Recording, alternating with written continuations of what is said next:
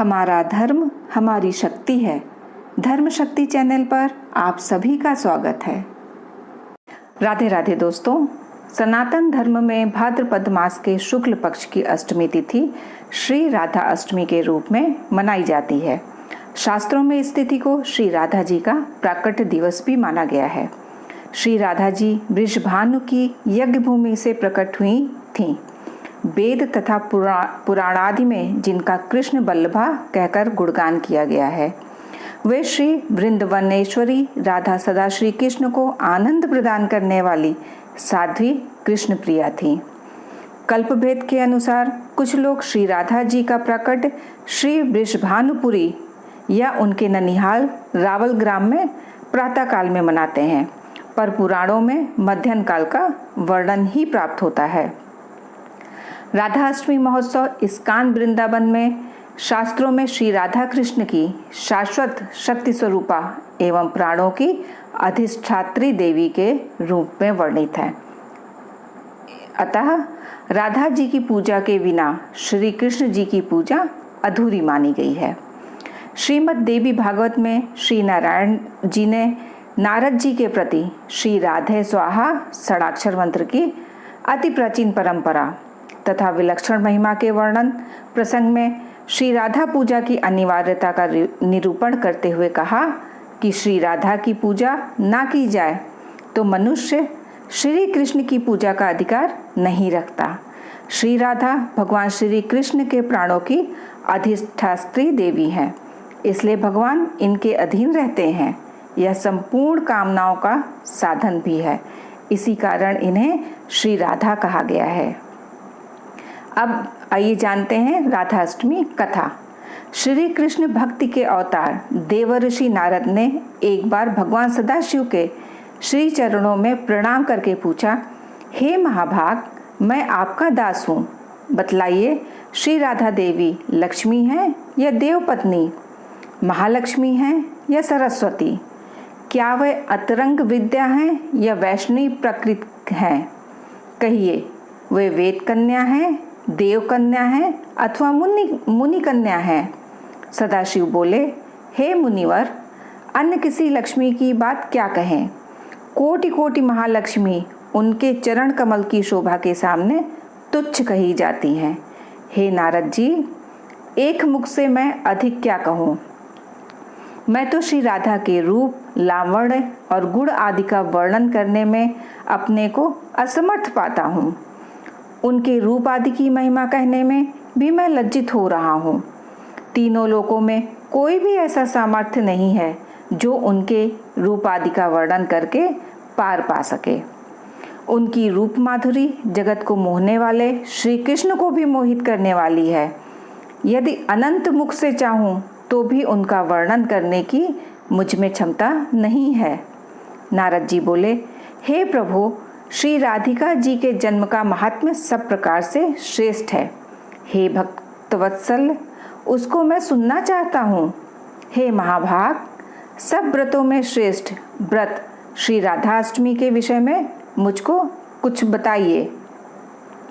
श्री राधा जी का ध्यान कैसे किया जाता है, उनकी पूजा स्तुति किस प्रकार होती है, यह सब मुझसे कहिए। हे सदाशिव, उनकी चार्या, पूजा विधान तथा अर्चन विशेष सब कुछ मैं सुनना चाहता हूँ। आप कृपा करके बतलाइए।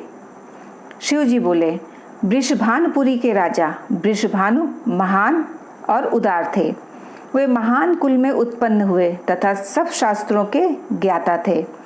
अणिमा, महिमा आदि 8 प्रकार की सिद्धियों से युक्त श्रीमान, धनी और उदार चित्ता भी थे। वे संयमी, कुलीन, सदिचार से युक्त तथा श्री कृष्ण के आराधक थे। उनकी भार्या श्रीमती श्री कीर्तिदा थीं। वे रूप यौवन से संपन्न थीं और महान राजकुल में उत्पन्न हुई थीं। महालक्ष्मी के समान भव्य रूप वाली और परम सुंदरी थीं। वे सर्व विद्याओं और गुणों से युक्त कृष्ण स्वरूपा तथा महापतिव्रता थीं। उनके ही गर्भ में शुभदा भाद्रपद की शुक्ल अष्टमी को मध्याह्न काल में श्री वृंदावनेश्वरी श्री राधिका जी का प्राकट्य हुआ। सदा श्री राधा जन्माष्टमी के दिन व्रत रखकर उनकी पूजा करनी चाहिए। श्री राधा कृष्ण के मंदिर में ध्वजा, पुष्पमाल्य, वस्त्र, पताका, तोरण आदि नाना प्रकार के मंगल द्रव्यों से यथाविधि पूजा करनी चाहिए। स्तुति पूर्वक गंध, पुष्प, धूप आदि से सुगंधित करके उस मंदिर के बीच में 5 रंग के चूर्ण से मंडप बनाकर उसके भीतर षोडश दल के आकार का कमल यंत्र बनाएं।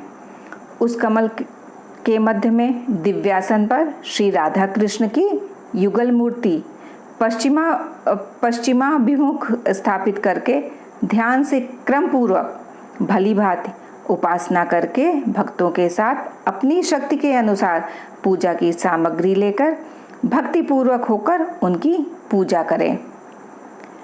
युगल किशोर की महिमा सुनिए।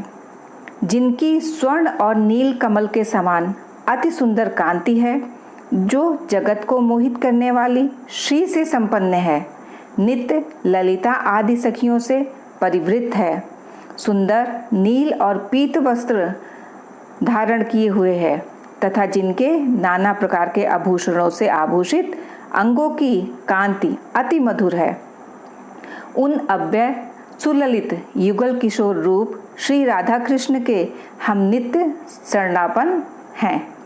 इस प्रकार युगल मूर्ति का ध्यान करके शालग्राम में अथवा मूर्ति में पुनः सम्यक रूप से अर्चना करें।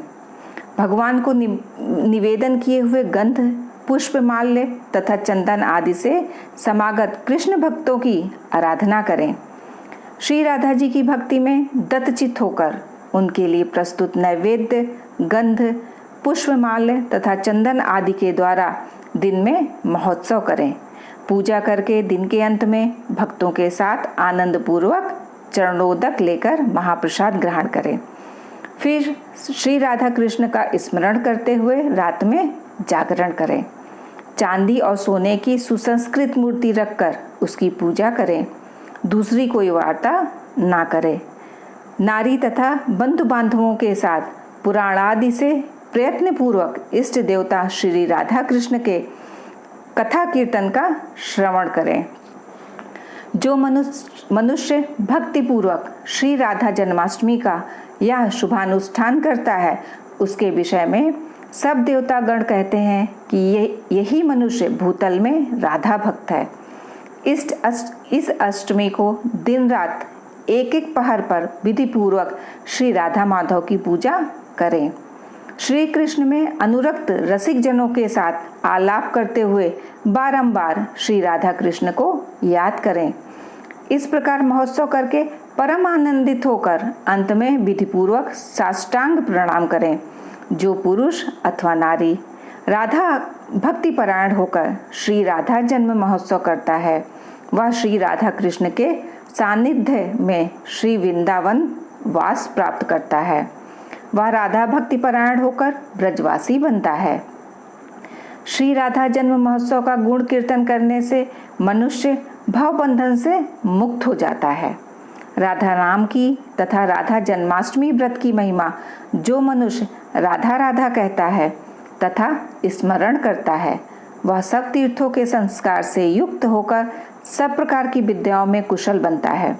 जो राधा राधा कहता है, राधा राधा कहकर पूजा करता है, राधा राधा में जिसकी निष्ठा है, वह महाभाग श्री वृंदावन में श्री राधा का सहचर या सहचरी होता है। इस विश्व ब्रह्मांड में यह पृथ्वी धन्य है। पृथ्वी पर वृंदावनपुरी धन्य है। वृंदावन में सती श्री राधा जी धन्य है, जिनका ध्यान बड़े बड़े मुनिवर करते हैं, जो ब्रह्मा आदि देवताओं की परम आराध्य हैं, जिनकी सेवा देवता करते रहते हैं। उन श्री राधिका जी को जो भजता है, मैं उसको भजता हूँ। हे महाभाग, उनके उत्तम मंत्र का जप करो। रात दिन राधा राधा बोलते हुए नाम कीर्तन करो। जो मनुष्य कृष्ण के साथ राधा का अर्थात राधे कृष्ण नाम कीर्तन करता है, उसके महात्म्य का वर्णन मैं नहीं कर सकता और ना उसका पार पा सकता हूँ। राधा नाम स्मरण कदापि निष्फल नहीं हो जाता। यह सब तीर्थों का फल प्रदान करता है। श्री राधा जी सर्वतीर्थमयी हैं तथा ऐश्वर्यमयी हैं। श्री राधा भक्त के घर से कभी लक्ष्मी विमुख नहीं होती हैं। हे नारद, उसके घर श्री राधा जी के साथ श्री कृष्ण वास करते हैं। श्री राधा कृष्ण जिनके इष्ट देवता हैं, उनके लिए यह श्रेष्ठ व्रत है। उनके घर में श्रीहरि देह से, मन से कदापि पृथक नहीं होते। यह सब सुनकर मुनि श्रेष्ठ नारद जी ने प्रणत होकर यथोक्त रीति से श्री राधा अष्टमी में यजन पूजन किया। जो मनुष्य इस श्लोक में राधा जन्माष्टमी व्रत की या कथा श्रवण करता है, वह सुखी, धनी और सर्वगुण संपन्न हो जाता है। जो मनुष्य भक्तिपूर्वक श्री राधा का मंत्र जाप अथवा नाम स्मरण करता है, वह धर्मार्थी हो तो धर्म प्राप्त करता है, अर्थार्थी हो तो धन पाता है, कामार्थी हो तो पूर्ण कामी हो जाता है और मोक्षार्थी को मोक्ष प्राप्त करता है। कृष्ण भक्त वैष्णव सर्वदा अनन्य शरण होकर जब श्री राधा की भक्ति प्राप्त करता है तो सुखी, विवेकी और निष्काम हो जाता है। इस प्रकार भगवान शिव ने राधा अष्टमी की कथा और महात्म्य नारद जी को वर्णित किया। आशा करती हूँ कि यह वीडियो आपको पसंद आई होगी। राधा अष्टमी शुभ मुहूर्त, व्रत पूजा विधि, स्थापना का वीडियो अपलोड हो चुका है। लिंक डिस्क्रिप्शन बॉक्स में दिया है, कृपया उसे देखिए।